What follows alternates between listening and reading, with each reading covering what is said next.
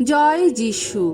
প্রথম পাঠ, শিষ্যচরিত, 25 অধ্যায়, 13 থেকে 21 পদ। আসামি পলকে নিয়ে রোমীয় প্রদেশপাল ফেস্তাসের সমস্যা। রাজা আগ্রিপা ও তার বোন বের্নিকা একদিন সিজারিয়া নগরে এলেন নতুন রোমীয় প্রদেশপাল ফেস্তাসকে শ্রদ্ধা জানাতে। তারা কিছুদিন সেখানে রইলেন। এই সময় ফেস্তাস একদিন এই রাজার কাছে পলের সমস্ত ব্যাপারটা খুলে বললেন। ফেস্তাস বলতে লাগলেন, এখানে এমন একজন লোক রয়েছে যাকে ফেলিকস বন্দি করে রেখে গেছেন।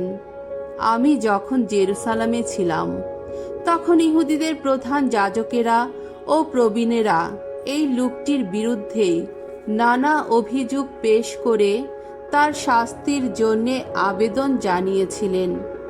তখন তাদের আমি জবাব দিয়েছিলাম যে রোমীয় রীতি অনুসারে কোনো আসামিকেই ফরিয়াদি পক্ষের হাতে তুলে দেওয়া চলে না, যতক্ষণ না সে তাদের সামনে দাঁড়িয়ে অভিযোগের উত্তরে আত্মপক্ষ সমর্থন করার সুযোগ পায়।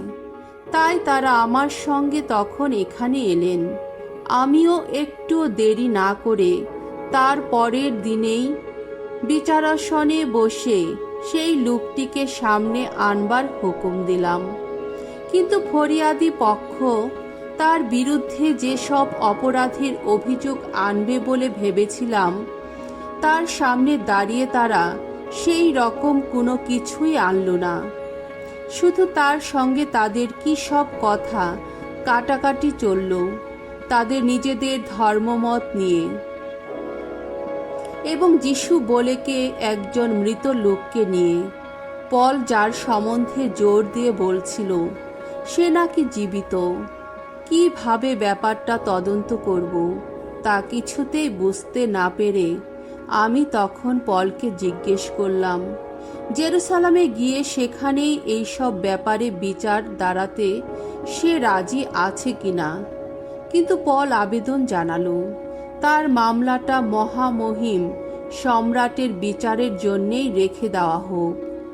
আমি তখন সিজারের কাছে না পাঠানো পর্যন্ত তাকে বন্দি করে রাখতেই হুকুম দিলাম। প্রভুর বাণী। ঈশ্বরকে ধন্যবাদ।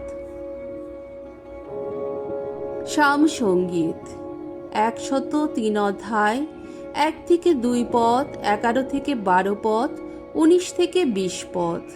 ধো ঊর্ধ্বলোকে স্বর্গলোকে প্রভুর সিংহাসন।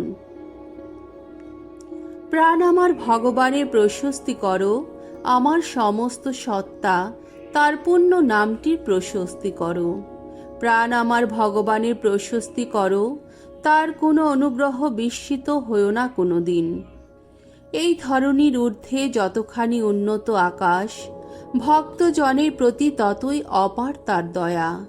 যতখানি দূরবর্তী পূর্বাচল থেকে অস্তাচল আমাদের দুষ্কর্মের সব বোঝা তত দূরে ফেলে দেন তিনি।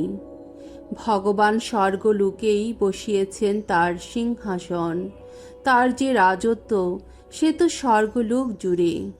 ভগবানের প্রশস্তি করো তোমরা, তার দিব্য দূত যারা, মহাশক্তি ধরো যারা, তার আদেশ মেনে চলো যারা, তার বাণী শুনতে সদা তৎপর যারা।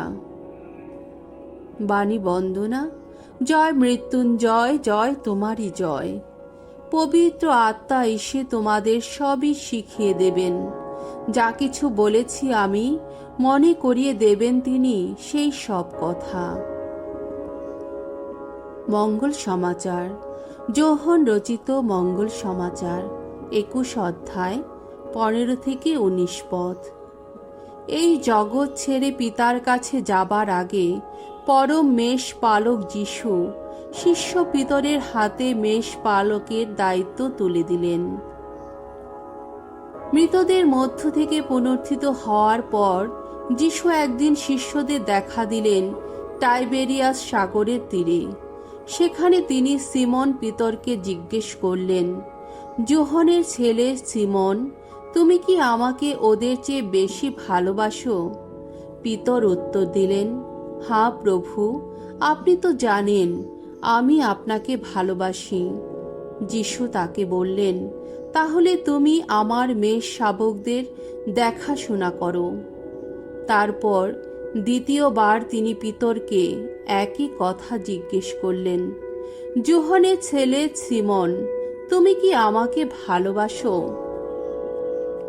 পিতরও উত্তর দিলেন, হ্যাঁ প্রভু, আপনি তো জানেন আমি আপনাকে ভালোবাসি। যিশু তাকে বললেন, তাহলে তুমি আমার মেষদের পালন করো। তারপর তৃতীয়বার তিনি তাকে জিজ্ঞেস করলেন, যোহনের ছেলে সিমন, তুমি কি আমাকে ভালোবাসো?